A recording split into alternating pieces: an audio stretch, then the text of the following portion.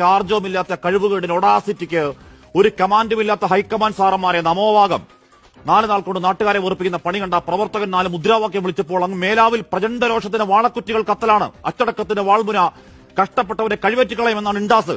8 ദിവസമല്ല 8 മാസം തലകുത്തിയെടുക്കുന്ന തീരുമാനമാണെങ്കിൽ പാളിയാൽ അത് പാർട്ടിയുടെ ശവക്കോട്ട കെട്ടിയ രാഷ്ട്രീയ മോചനം 1 2 ആണോ?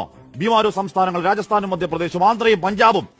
എന്തിന് കർണാടകയിൽ നാളെയാണ് തെരഞ്ഞെടുപ്പെങ്കിൽ കാവിക്യാമ്പിന് പാട്ടും പാടിയാണ് വിക്ടറി. ബംഗാൾ ദീദി, പണ്ടൊരു പവാർ, അസമിലെ ഹിമന്ത, പട്ടിക്ക് ബിസ്ക്കറ്റും കൊടുത്ത് പട്ടിവില കൊടുക്കാത്ത കൊട്ടാരവാതിൽ കൊട്ടിയടത്ത നേതാക്കളുണ്ടാക്കിയ വിനാശം, സർവനാശങ്ങൾക്ക് വായ്ക്കരിക്ക് കോൺഗ്രസ് കയ്യും കണക്കുണ്ടോ? ആരാവണം മുഖ്യൻ, ആരാവണം മന്ത്രി, ഏതാവണം വകുപ്പ്?